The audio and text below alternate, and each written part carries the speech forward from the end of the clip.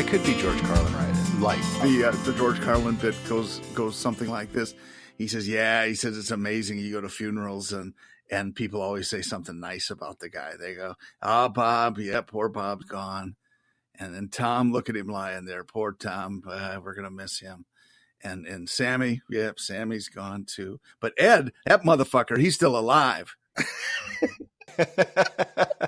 That was George Carlin, not me. So you may have to go light. I love George Carlin. I miss George Carlin. Yeah, I don't think I could ever quite reach even the expletives that he actually used. He got away with them because I can swear. It kind of made sense, Absolutely. There's a difference between George Carlin and Andrew Dice Clay. If you got an Andrew Dice Clay out there doing, that's completely different.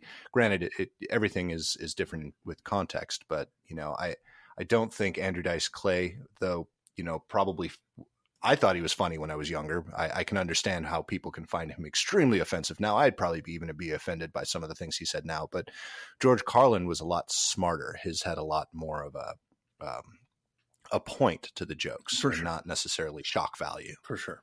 And very well said. I think Dice was always about the shock, element of it, something that was totally unexpected, where Carlin wrote all his own stuff, number one, but just really cerebral, as opposed to, just going for the laugh.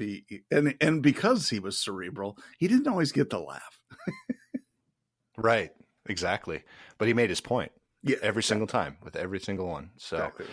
But that goes to exactly what we were saying earlier. George Carlin, it was not popular by any means. Popular from a listener sense, from an audience sense, yes, but popular from the critics. He wasn't popular when he was alive. No, it was right after he died. Now he's this genius.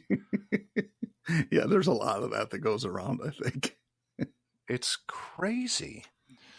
All right, so why don't we go ahead and introduce ourselves, and I'll let you start off and kind of give a little bit of background. And I'll just go real quickly. I'm Jon Quaddy. It's Jon, Jon. There is no H, so don't let me hear you saying it with an H. I can tell the difference. Johan.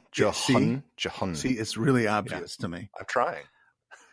I have 40 years in the car business. Sounds like a long time, but I started when I was pretty young. It does for people like me who just have 40 years of life. But my life was the car business.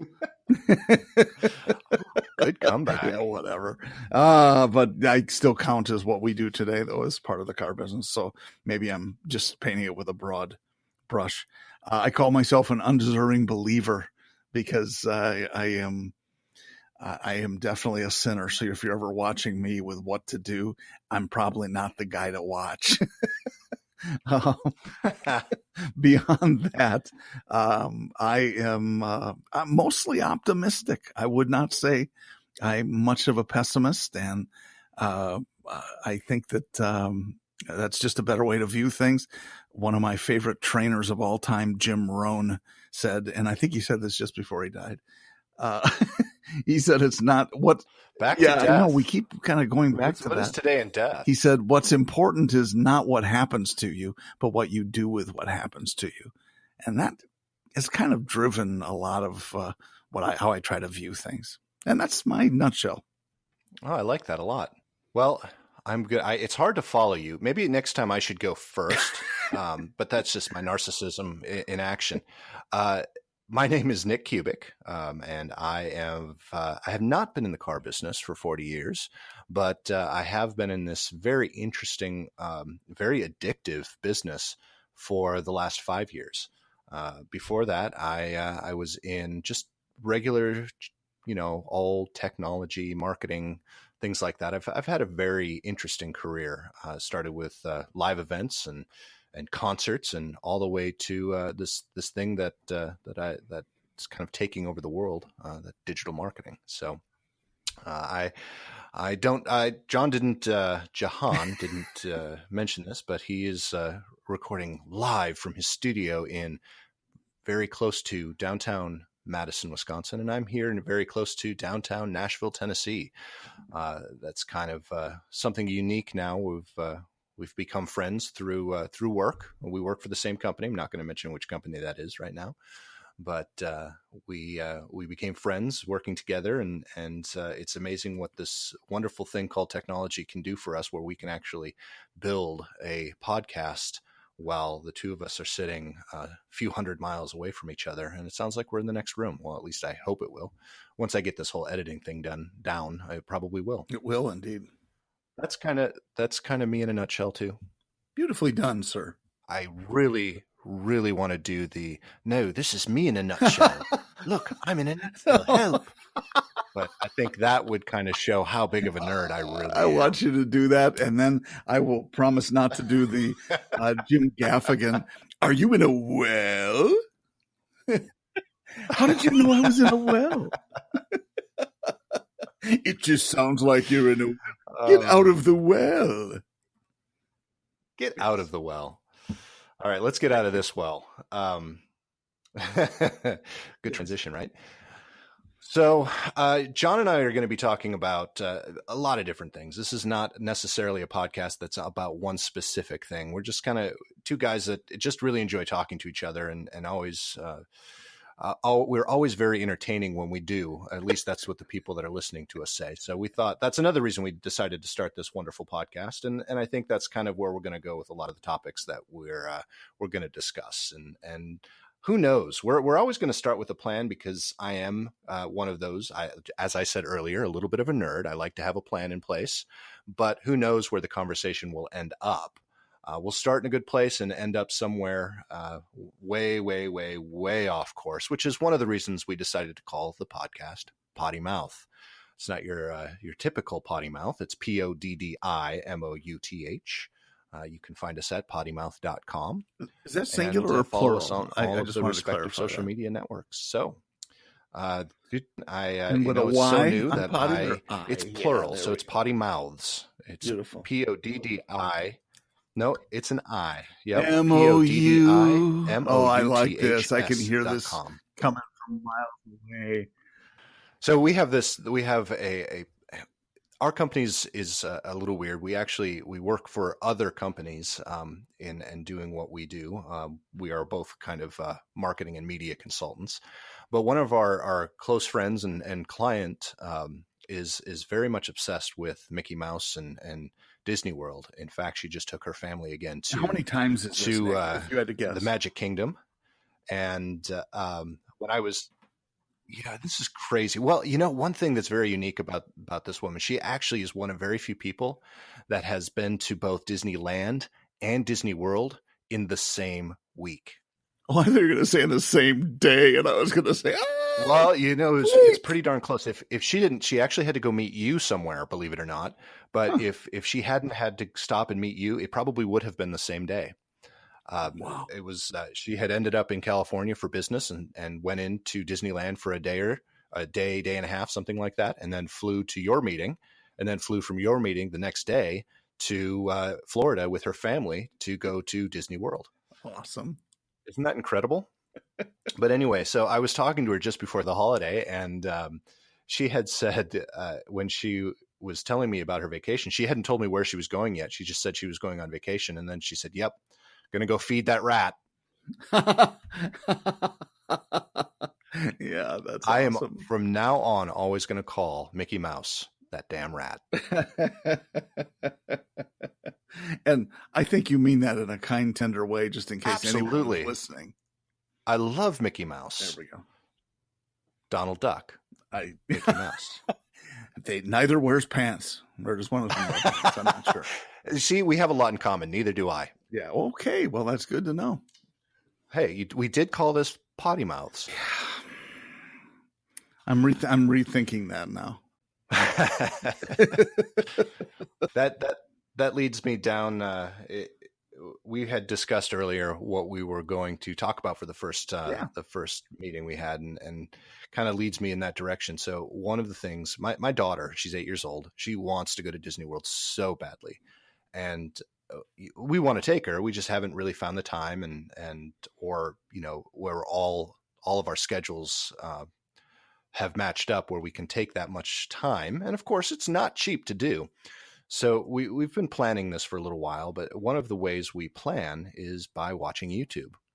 And we get sucked down that, I'm going to call it the mouse hole because we're talking about Mickey right now, but we get sucked down that proverbial rabbit hole, mouse hole, whenever we're on YouTube, and we get sucked into these programs, and we will sit there thinking, oh, we're just going to spend 15 minutes to do a little bit of research. And then we end up spending hours just watching stuff. So we'll start with Mickey, and then we'll end up on camping gear, and then we'll end up on sailing videos, which that's my personal downfall. I get obsessed with all of these different sailing videos. These people that bought sailboats, they sold everything, bought sailboats, and now they're traveling around the world doing podcasts and vlogs and things like that, and also doing regular blogging. And getting people to support their habit. There's something that's strangely attractive about that. And I'll admit, in some of the sailing ones, okay, there are hotties in bikinis and things like that. And I'm sure of course that's some sort of an accident. They don't purposely show that for the thumbnail or anything. Wink, no, wink, no, not at all. Nod. But the point is, there's still something about it living in, which admittedly is a confined space, but doing everything and really confined because you're on the water. Right. You can swim for long periods of time. I know. And so, I mean, you're confined within a confined space, but there's something about that. Can you put your finger on that? No, I can't put my finger on that. I just think it's, really honestly, and we talk about this in the business a lot. If you look at some of these people, not all, but some of the people that are out there, most of them would probably fall in what we call the millennial age range. And that's a trend that we talk about, as I said, in our business, in marketing, that the millennials are looking for a lot less in life, a lot more when it comes to experiences and a lot less when it comes to material things. So we're seeing this trend of people, and it may not be a trend. Maybe it's just the way we're able to see it now and share these experiences through video and through the internet. But at the same time, if we look at it the way our statistics say, a lot of people are moving to those smaller spaces, the tiny houses, the sailboats. Some people are moving into tents. They're moving off grid. They're trying to grow their own food and live the way we used to live 100 years ago in many respects with the use of technology. I think that is a trend. And part of it is just because it's getting so expensive to live in this world. I mean, it's hard to work and make enough money to live the lifestyle that, and I'm speaking for myself again. I'm not trying to call you out on age, John. I really am not. But with my parents, they lived a different lifestyle, and they did it making a lot less money than I make right now. No question. So I think that's part of it. It's really a good point, Nick, because I think about that a lot while I'm sitting in my Cadillac, and you think I'm joking. I mean, I do not think about it at all while I'm in the Cadillac, but I do have. I was going to say, you think about it when you're on your Harley. Sometimes I do, yes. The one that's parked next to your Corvette? I don't have a Corvette, but we know someone who does. Not anymore? No, I never Oh, did. okay. I never did. No, I'm not really a Corvette guy just because they're just so one-dimensional. Of course, so is a Harley, which sits in my garage for 4 months now while it's bitter cold outside. But it's not that cold. Come on. It's too cold for a Harley because there's white stuff on the ground this morning. Speaking of, strangely enough, I was visiting a store. When I say visiting a store, it was one of our client stores. I was visiting a store, and the general manager, the general sales manager inside that store was or is a Harley man. And they were talking with another rep that was with me about riding motorcycles. And the rep I was with said, "Hey, do you ride your motorcycle year round?" And he said, "Absolutely. I've got hand warmers. I've got foot warmers. I have this jacket I can wear that plugs into the air system to keep me warm. I'm going to ride all year round."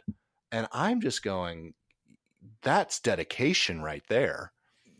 But he also, just to go back to the point we were just talking about, he is of that generation where he can afford all of that stuff, and that's the lifestyle that he chooses to live. Something that, again, someone my age group or a little bit younger would, have a difficult time even fathoming. Yeah, And it's interesting you say that, because and even years ago, a buddy of mine whom I might describe as one of the greatest generation people also had a Harley, and he was, I mean, I'm talking about 25 or 30 years ago, and we were friends back then. He would ride the Harley year round, and his whole thing, he was 6'8" and about 300 pounds. Holy moly. And so a big dude, but his whole reason for riding the Harley was, it's got a lot more headroom than my car. And that was a good impression of him. So that's why he rode the Harley. I like that a lot. I really pretty funny guy, but this is a podcast of impressions. I can do some impressions. I'm getting better at them over the years. I can do impressions of a lot of people you don't know. Well, that's going to be good for our fan. Well, they'll never know if I'm doing it accurately. That's a good point. Have you heard Nick's impression of Bob Smith? Boy, I'll tell you what, he nailed it. Exactly. That's brilliant. That was supposed to be kind of like your, how many, or the percentage of statistics that are made up on the spot. Yes, I do know that. I use that all the time, by the way. I love that. It's so accurate. It really is. It's the best statistic I know. It's probably the one that is closest to the truth. True. Very true. I was talking to somebody about that the other day. We were talking about having another presentation or a big group event where we invite all of these different technology companies that come in. And the comment was, is this technology company going to say something completely different than what we're saying again, even though we pulled the content from their research? It's crazy. It brings me back to school. One of the very first things I learned in one of my business classes was, data is fantastic. We live for data. We need data to function, but data can be massaged and can tell any story that you want it to tell. It just it's completely based on how you present it. So it doesn't matter if 96 or 92% of all statistics are made up on the spot. It's how you present it. That's the most important thing. And that's what's really going to make it true. Yeah, exactly. And it's true for your use. It's funny how it is massaged, as you said beautifully, that a lot of times, for example, people will quote surveys that are hand raiser surveys where someone says, yes, this is how I feel, but they act in a way that's completely different than how they say they feel. Yes. And so we look at that from a data perspective and you go, wait a second, this is a false survey just because it's people saying this is what I would do. And when they do something completely different that is averse to that, you say, wait a minute. You're absolutely right. Well, within our business and one of the products that we have at our disposal is something that utilizes the technology of personalization, where people go and they look for things on the website or on the web. And then when they end up on your website, they have a personalized experience based on where you've searched. Well, there was a study done recently where customers were asked if they really liked or expected a personalized experience when they went to a website. And the study had its own website built that had a personalization as in other words, they had some sort of a skin in the game. Yeah, exactly. Yeah. So what they did, and for those of you who don't know what a personalized experience is, think of Amazon. So when you're searching and you're shopping and you're going to all these different websites, and then you end up on Amazon, magically, all of a sudden, the product that you're looking for shows up first. That's personalization. So the customers, what the study found was that the customers didn't really understand what personalization was, because they said, no, I don't want to personalize. I don't want them knowing anything about me. So when they shut personalization off and had the customer shop and go to this unpersonalized, give them this non-personalized experience, the customers were upset that they weren't getting what they wanted. But the problem was, it wasn't that the customers just didn't understand that they're being delivered a personalized experience on all of these. And it's based on their preferences. So that's the thing that you can't go wrong for anybody who doesn't like that sort of marketing just because it's invasive or whatever. For us who understand it, and I don't want to be without it Absolutely. because it saves me a lot of time, and it's Right. based on choices I have made. So, it's not like I'm getting someone else's choices that have Exactly. artificially Exactly. been And assigned to me. it's not that the computers know who you are. It just knows what you've done. Now there's a lot of research that said, Yeah. with a lot of work and a lot of computer modeling, yes, we can figure out who you are and where you're from and can get you down to your address if they really wanted to. But there are how many millions of people or how many billions of people in this world? Are there really that many people that are going to try to find out who every single person is? I doubt that. Well, and not only that, but if you're a true marketing company, which most of these are, it doesn't serve you any purpose by identifying the person beyond Exactly. what their interests are. So anyway, yeah, we could go into this very deeply, but it's a really cool opportunity for us, I think, just as consumers to say, well, this isn't a bad thing. I sort of like that if I'm looking at handbags or Merces online at Amazon, which I never would, but let's just say I was. The next time I go there, they may show me shoes or they may show me gloves and it's based on what I have done in the past. And if most consumers really are not, I don't have a problem with that. No, and if they do only when they think about it, but when it's actually happening, they don't. And I mean, more importantly, what's wrong with a Merce? They're very nice, and it's as long as you have the one with the strap that goes across the shoulder. I think Right. that's Well, that's the I would secret. expect that. I mean, they do call that a messenger bag, and most messengers ride bikes, which you do. So, it just fits in perfectly. Yeah, because that would go over really big if I wore that on the Harley. Yeah. Yeah. Yeah, yeah. Well, I hear you're big in China. And silverware. Is that what you meant? Yeah, that too. Hey, so let's just go back because I wanna stick with what you were talking about with the sailing, and maybe just bring to light the point that I tried to make about how there's something attractive about the fact that you're in a confined location. Mine have been RVs, and it's inexplicable why I'm suddenly a fan of RVs. I've never had one. I do not want one parked in my driveway. My wife does not want one parked in my driveway. Right. And so it's really funny that you bring that up because that has actually been a topic of conversation in our house recently as well. So go on. I was adding. No. And which part? Like the driveway part or the interest in Just it? And how does one. your wife look at it? Well, she doesn't want. I'm the same way. We don't want it parked at the house. We don't want it in the backyard. We don't want any of that. But I think part of it for us, it was that rabbit hole. We watch sailing videos, and then all of a sudden, some of the sailing videos that I watch, they've either come from or are transitioning to an RV life or van life. That's the big one, van life. So taking an old panel van and turning it into a small camper. So we've really been diving into that as well, and starting to watch some of that as more and more people are moving to that sort of lifestyle. Most of the things that we watch, though, are people that don't have a house, so they don't have a garage or a driveway to worry about. The full time. They're doing it full time. Yeah. And that's definitely not something that we want to do, especially having an 8-year-old child who is one of my favorite words that she still can't pronounce is rambunctious. She says rambunctious. So she's very rambunctious.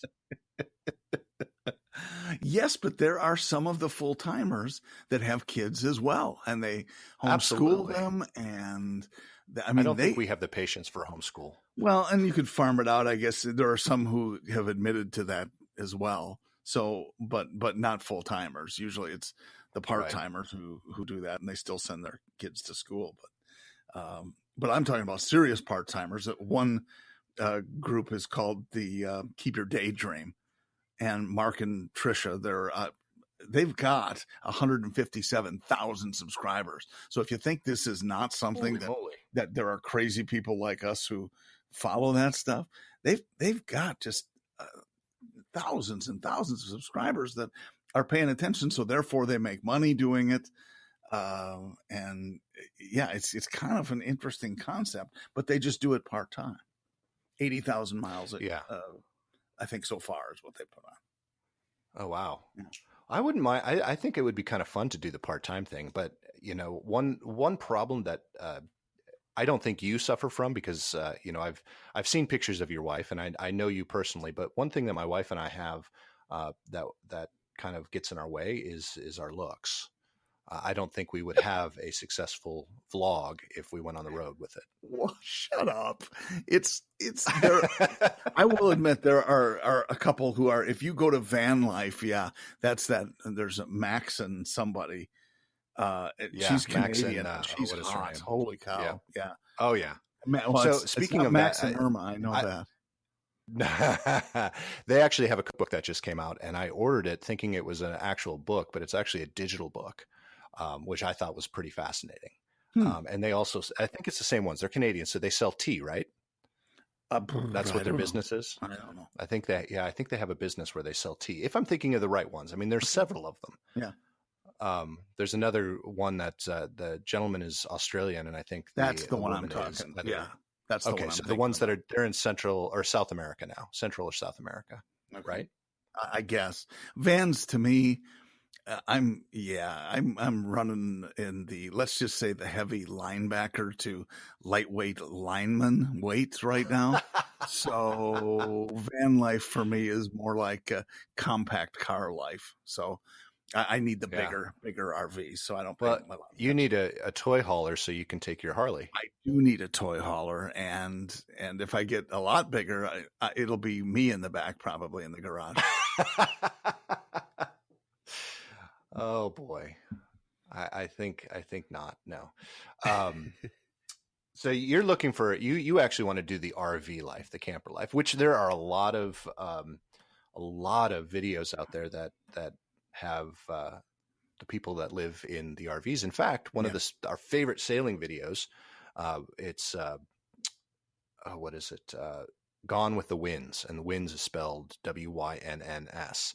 Gone with the Winds, and they started their podcast channel several years ago as they were traveling around the country in their RV, and then they sold the RV and transitioned into a catamaran, and now are sailing around the world in a catamaran. They're in the South Pacific right now. So yeah, that's where I'd like to be, especially since we woke up with an inch of snow. Did I mention that? Yeah.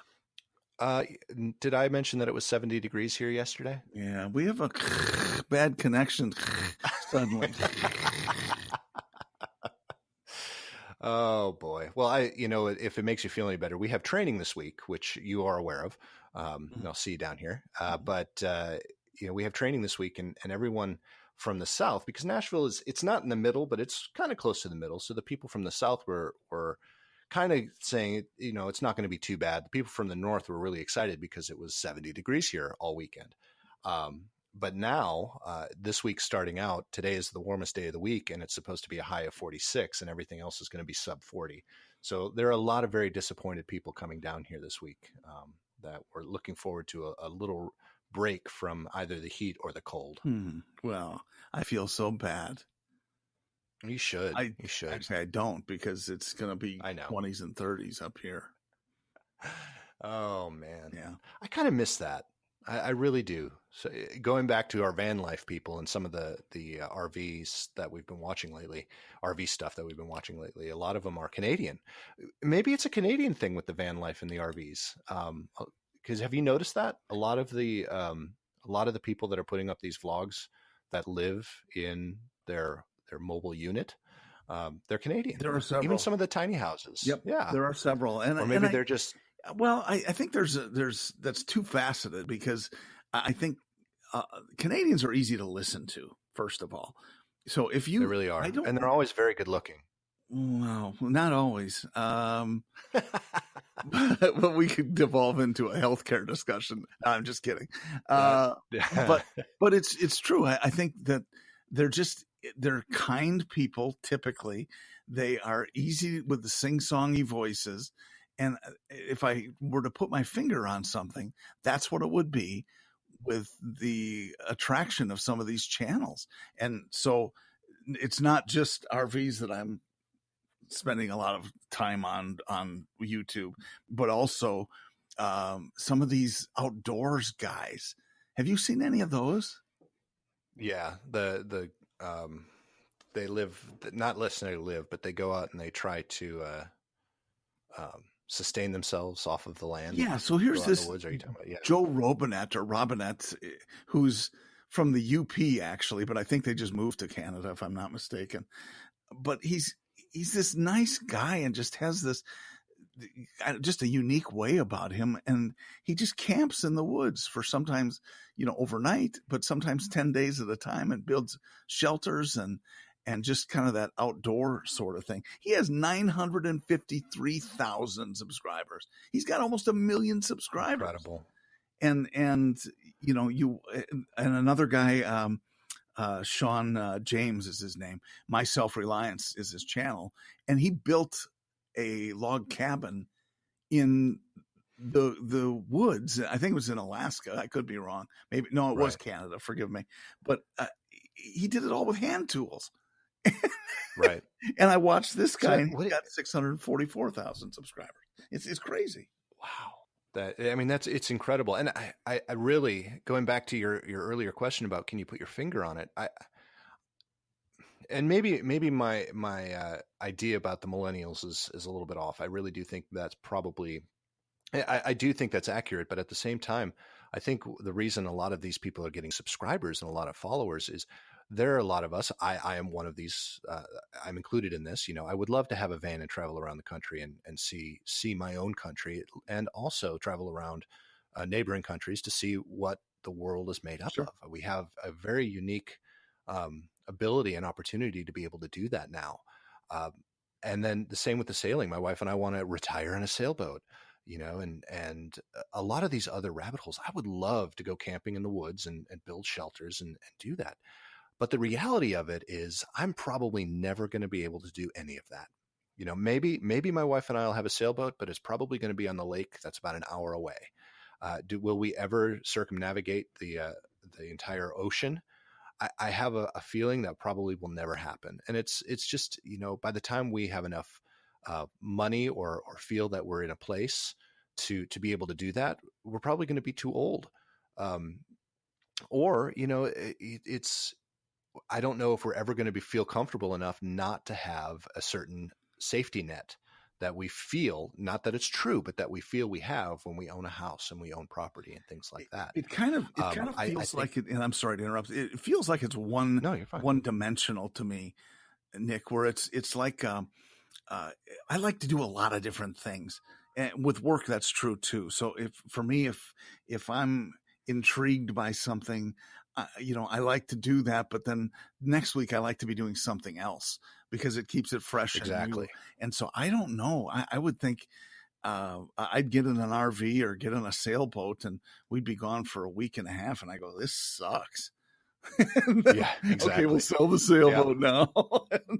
And start all over again. Well, you're exactly right. And I know I drive my wife nuts with this because, one day I'll be talking about getting a camper van and just traveling. And then the next day I'll be talking about a sailboat. Then the third day I'll say, I'm going to go get my pilot's license because I really want an airplane.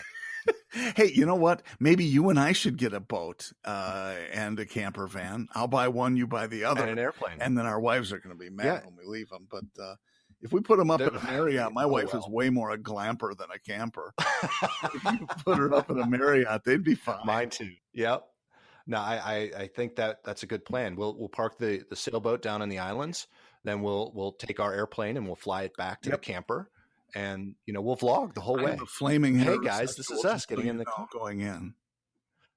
Oh, I already knew that. I mean, it's pretty obvious, John. Thank you. Jahan. Going to have to change your name to Jahan. Oh, fine. It's a small price to pay. Right. Oh boy.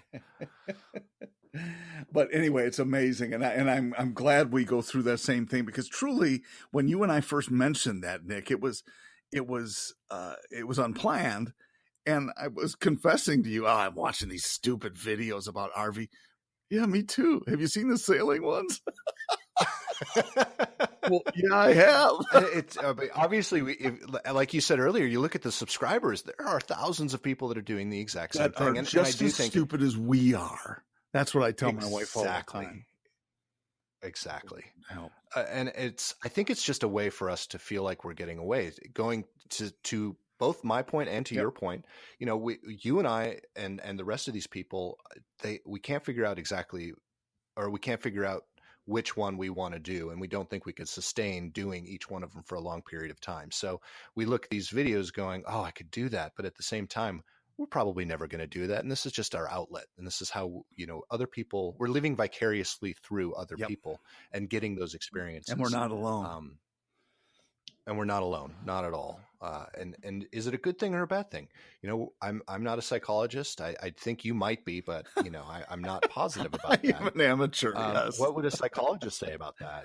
Yeah, you know what? You can look at, just to interject, you can look at all of the RVs, for example, and yeah, I spend an inordinate amount of time on RV Trader for somebody who's not in the market for an RV, but there are several of them that started out as $150,000 RVs that are now being sold, 10 years later for $25,000, maybe 30, right? And they've got 60,000 miles on them, because I know what happened. They bought them thinking the same thing, and then they go, "Whoa!" They sat in the driveway for 15 years and got tire rot, and yeah. And I do the same thing. So I have an app that I just downloaded called Yacht All, and it's a whole bunch of used sailboats that are for sale all over the world. I look at it going, oh, I could buy that one in Croatia.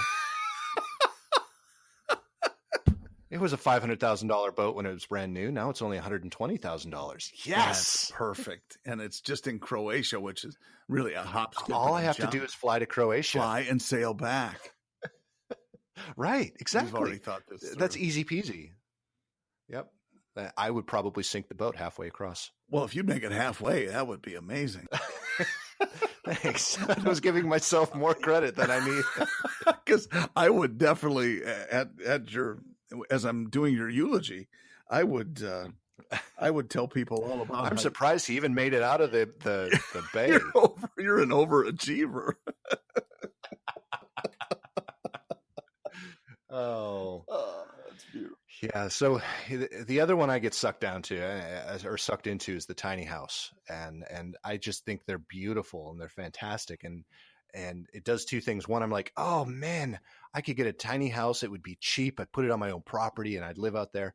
Well, my wife and I, and it wasn't because we planned to. We lived in what we would consider a tiny house at one point, because life leads you through ups and downs, and we had a little bit of a down, and we wanted to make sure that we didn't end up in the poorhouse. So we sold everything and bought some property and lived in a trailer for a little while, and thought, okay, we'll live in this trailer, tiny house living type of thing, and then we'll either build a house, or if we don't like it, we'll move. We thought this would be a 2-year plan, and then we would kind of evaluate where we were after 2 years. We didn't even make it 8 months before we were like, screw this. Let's go buy another house. And we ended up buying another 2,500 square foot house. Wow. I go through that too. And I think it's very similar, in my mind, at least, to the RV thing. And so at least you've done it and maybe learned, but maybe not, since you spend time doing what I do. But I think tiny house or RV, and then I'm in my office, which is in the lower level of my 2,700 square foot house. And then I go over to the restroom, the bathroom, and I think, on my way there, I just walked outside of my tiny house like 3 times getting to my bathroom. Yes. So it could be the same in a tiny house, but only if I were going to the outhouse, which is absolutely entirely possible. Well, and to that point, so another thing that I love to do, I get into these gardening things, and I would love to buy a couple acres of land and do nothing but just have my own little farm where I can grow all of my own food. Jon, I have a brown thumb, and so does my wife. I try to grow things in my container. This year, it was the biggest harvest ever. I got 4 cherry tomatoes and 2 miniature jalapeno peppers. Wow. And I planted corn. I planted different types of tomatoes. I planted some herbs and peppers and more tomatoes and pumpkins. And I got my huge harvest of 4 cherry tomatoes and a couple of jalapenos. Were they supposed to be isn't that cherry amazing? tomatoes, So or I were should they the really regular size ones? no, they were. They Okay. were. I was surprised because when I planted them, I thought they were beefsteak. So you can see where this is going.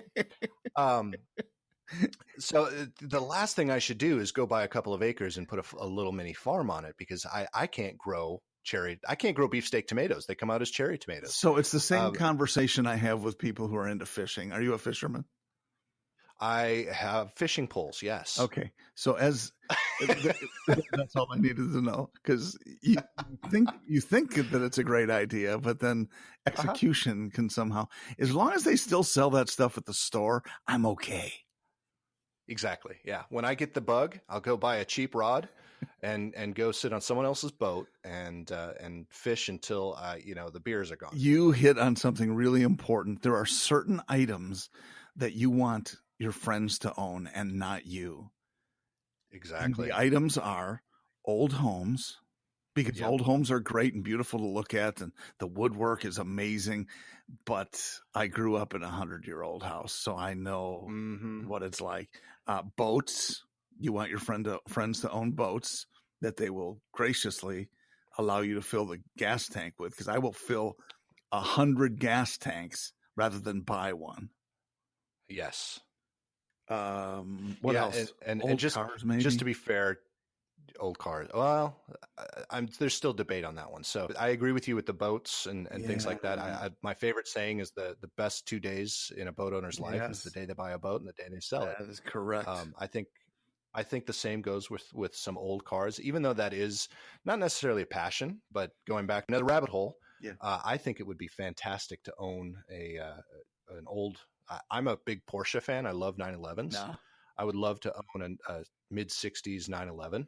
I probably would sit in the garage most of the time. And the same, I would love to own an early to mid-70s CJ5 Wrangler or a CJ7. Actually, I probably prefer a CJ7. Why that age? I just think that's the classics. Part of the Wrangler, the first.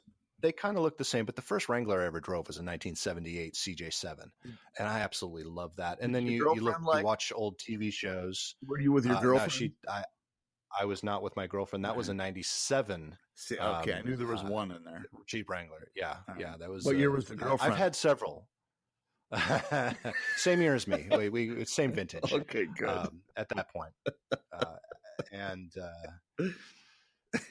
The Jeep thing, in the old 80s TV shows, you watch MacGyver and you watch some of the other what was he?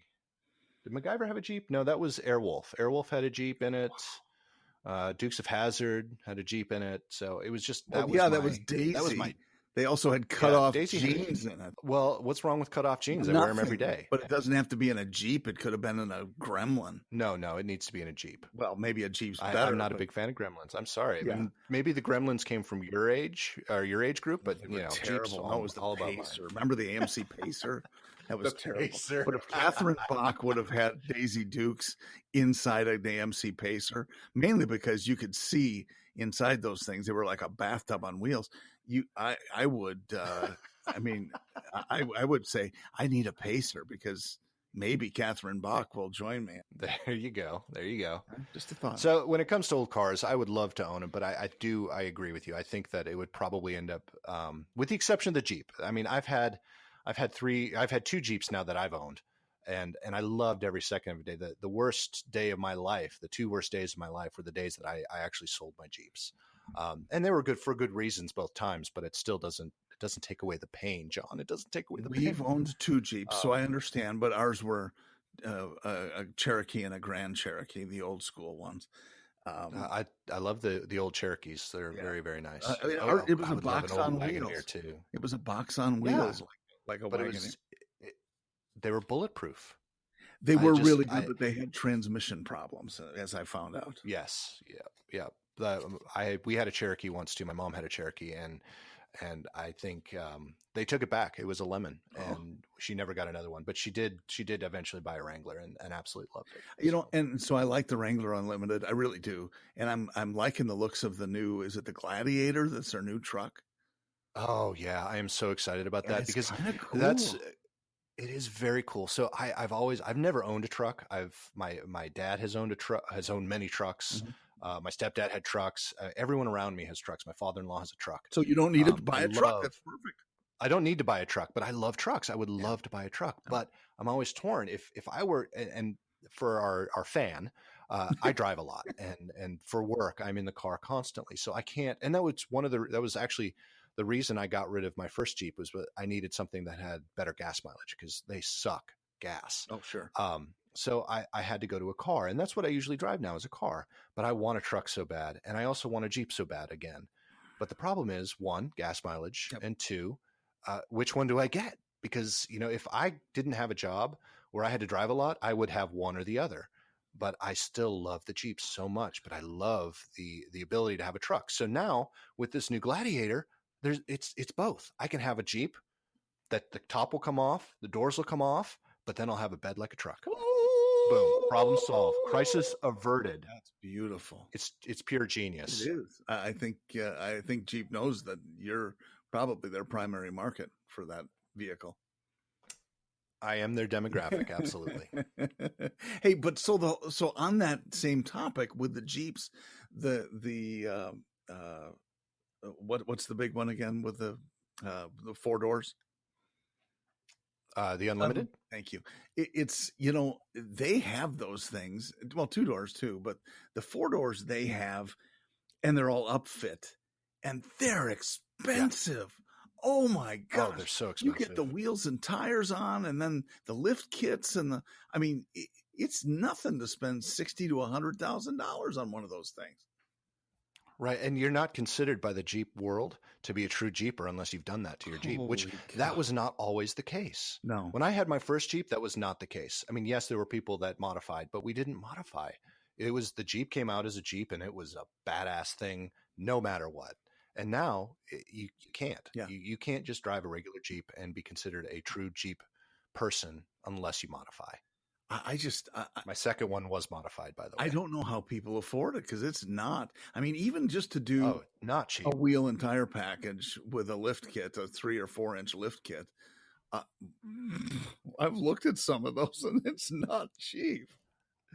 Not at all, especially if you want it done right. I mean, there are plenty that are. Oh yeah, I don't want it done right. No, I didn't even think about that. Yes, of course you want it done right. So my mom's Jeep Wrangler, she also had it modified, but she didn't have it lifted, and they didn't do it right. It was done at the dealership, and that's how she bought it. She didn't know enough about it, and quite honestly, at that time, I didn't know enough about it either. I wasn't in the car business. I was around it, but I wasn't in it. So I really didn't know much about it, but she had oversized tires put on, mud tires, and she had all 5, which that's another Jeep mistake people make is they'll get 4 big tires, but then they'll leave the spare 5 as so you need 5, and then when you do a tire rotation, you need to do a 5 tire rotation. Yes, you do. See, a lot of people don't. They'll do the 4 tire rotation, and it's like, guys, no, you've got to get all 5 in there because you wear down these big tires, and then when you have to put a spare on, now you've got 1 big tire and 3 small ones. It doesn't work. But anyway, I digress. She put 2. They had 2 bumpers on it. I mean, the Jeep looked awesome, but these are big, heavy tires, which means the fuel economy goes way up. Oh yeah, it went way up. I mean, I was getting a whopping 12 miles per gallon when I drove this thing. Yep. And I'm a lead foot. So, I'm really not, but so she had all 5 tires. So big tire, big mudding tire on the back, but what they didn't do, and they also, it couldn't sit in the regular, or on the regular mount. So they had to add another steel mount, which also matched the 2 bumpers. So there was a lot of weight in back. They didn't lift it. They didn't change the suspension. So if you looked at the Jeep, the ass end was closer to the ground than the front end. So it wasn't riding level because there was so much weight. Oh my gosh, really? Yeah. But no one really paid attention. So my mom passed away in 2008. I'm sorry, 2010. 2010. And I inherited this Jeep. And I was driving it from Minnesota, where I grew up, down to Nashville, where I live. And I'm just driving along, and I'm just passing by all these people, and I'm going, why is everyone driving so slowly? and I look at my speedometer and I'm going, what speed I thought I was going. And then I found out later in a very strange way that they also had not made an adjustment for the size of the tires to the speedometer. Oh my gosh. So I was going probably 5 to 10 miles an hour faster than I thought I was going because of the speedometer, because the tires were so big. Right.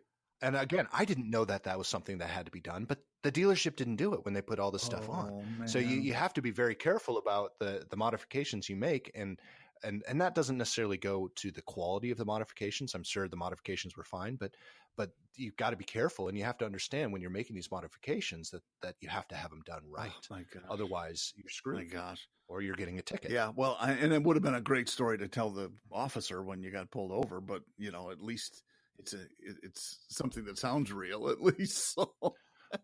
Well, I tell you what, I have never once gotten a speeding ticket or any sort of ticket in a Jeep Wrangler, because at that time, both times I got pulled over in my Jeeps, not once did the guy really care about anything other than talking about the Jeep. Yeah.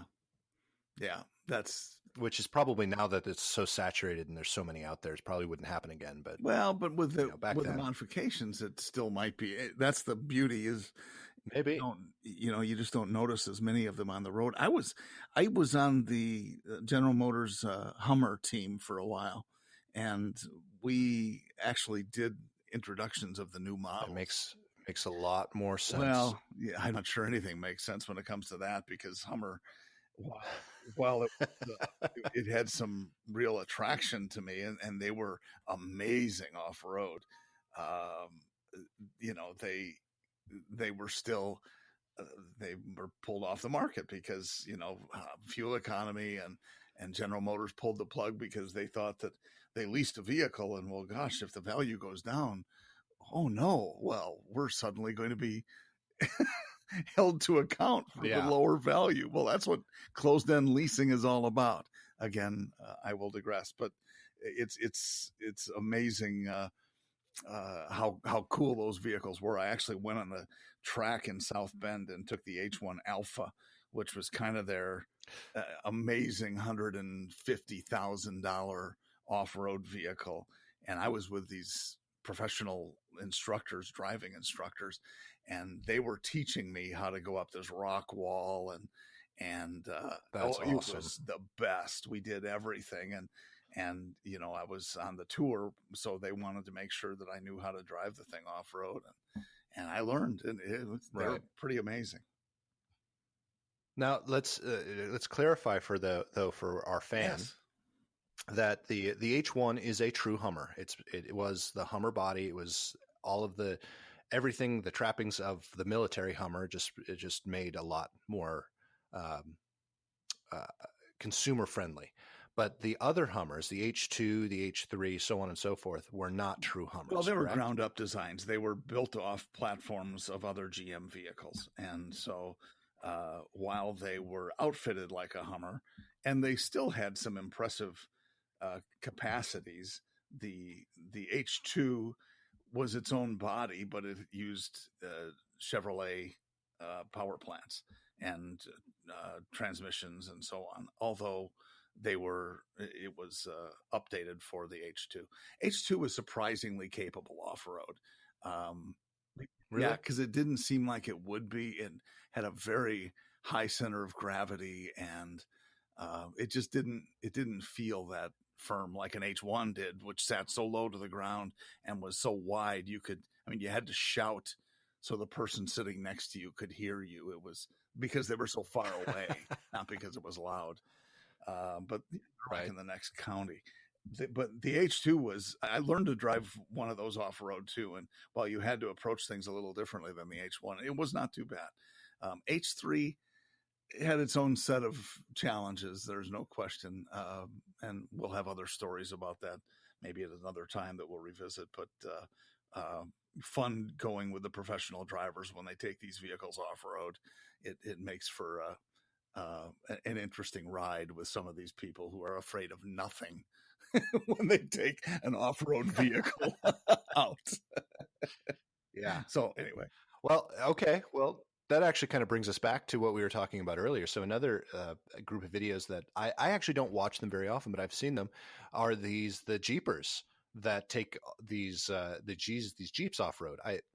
It's not videos that I watch, but I actually follow Instagram. So it's another rabbit hole you can go down, as the Instagram rabbit hole. I follow Jeep Wranglers, and a lot of these Jeep posts are these crazy people that are taking Jeeps in these places that I'm like, I would take my Geo Prism off road more than I took my Jeep Wrangler. But these guys are climbing rocks, they're climbing cliff faces, they're flipping, they're going in ponds upside down, and you're like, this is crazy. This is absolutely crazy. Well, but it's easy to fall down that rabbit hole. It is. And a lot of them, I mean, some of the extreme ones with the articulating suspension. I mean, it's you want to talk about expensive. Oh my gosh, I know. Can you imagine? That's incredible. For sure. So there's so much, and there is no limit to what, as you said, no limit to what you can spend on those things to get them. But again, how much would you and I have the chance to take it off road that much to make it worth it? I don't know that. I wasn't kidding. I had a Geo Prism before I had my first Jeep Wrangler, and I took that thing off road more than I took my Jeep. On purpose, or did you just drive off the road? I hate to admit that. Well, I worked at a golf course, and it's kind of fun to take things out in the middle of the night. But that's a story for another time, Jahan. And it's one we will come back to. Absolutely. So yeah, but rabbit holes. I mean, Instagram, YouTube, Facebook. I personally don't fall down many Facebook rabbit holes anymore because I spend more time on Instagram and YouTube. But definitely other places to fall down rabbit holes into the things that, again, I think it boils down to things that we want to do, but we may never ever do. So we live vicariously through these people that have these experiences. Agreed. And another group of people that my wife and I tend to watch are those that are traveling around the world, and all they're doing, their whole goal. We watch what is it? Kat and Nate, I think. Nate and Kat. I don't remember their names, but they're actually from here in Nashville, and they have been for the last couple of years just traveling around the world. Their goal is to hit 100 countries. And they had a goal and a time set in mind that they were going to hit 100 countries by, I think his name is Nate's 30th birthday. And now they're pushing past. They said, we're going to travel for a year, and then they were going to travel till his 30th birthday. Now they're traveling even further. Wow. So, it's an income for them. Yeah. That's the other part of it too. And that, if you can work YouTube like that, you're right. And there are a lot of people, when you get over 100,000 subscribers, it can be pretty darn lucrative. And what's interesting, we mentioned this Joe Robonet, who, builds the shelters out in the woods with 953,000 subscribers. He gets thousands and thousands of dollars a month. Not only that, but he has all of these sponsors that give him stuff to try. Sponsors and exactly. And then he probably, I'm assuming, because most of the people that I watch have it too. Patreon. Pages, yeah. This is a fantastic idea for a company to come up with this. You can support your favorite YouTube star or your favorite blogger or whatever you want, whoever signed up with this. And that's just another way for them to make money. So one of the sailing videos I watch, it's the sailing vessel Delos. They have a Patreon page, and I went up there the other day, and they could use it, and they use it to support themselves along with their YouTube income. But what they're trying to do is build another boat. And this is how they save they're through their Patreon save to build the boat. And that is the beauty of Patreon. But for some of these, even if they get, $1 a month or $5 a month or $10 a month, they're delighted with that because you don't have anybody skimming off the top, if you'll forgive the term, like, a YouTube, for example, that takes, whatever they pay these people, it's minuscule compared to what YouTube earns.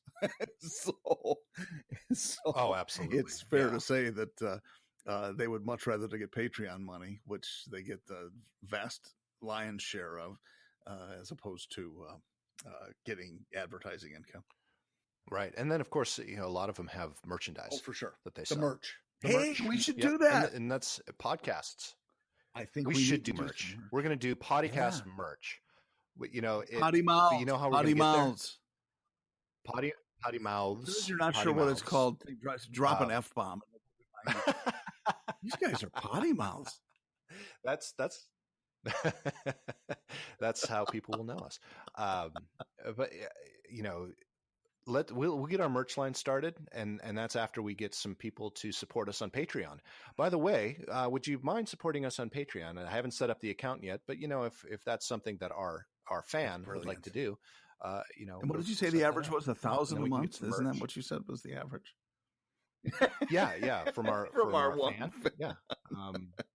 We're just looking forward to our fan supporting us as we endeavor in this realm of podcast. And that's another rabbit hole too, I guess. John, I don't know if you listen to a lot of podcasts, but some of my favorites are Armchair Expert with Dax Shepard, My Favorite Murder, and I'm just now getting into Sam Harris, which is a very interesting podcast, very divisive. I love it.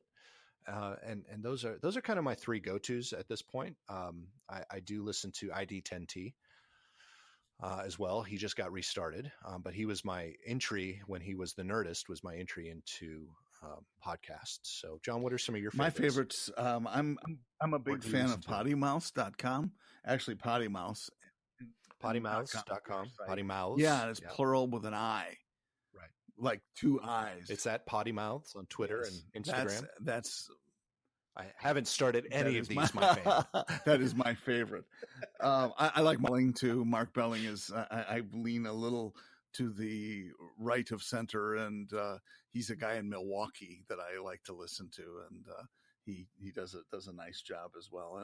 And you're right. I don't drive as much as I used to, so I really, it doesn't make sense for me, because when I'm home, I'm always on YouTube looking at RVs.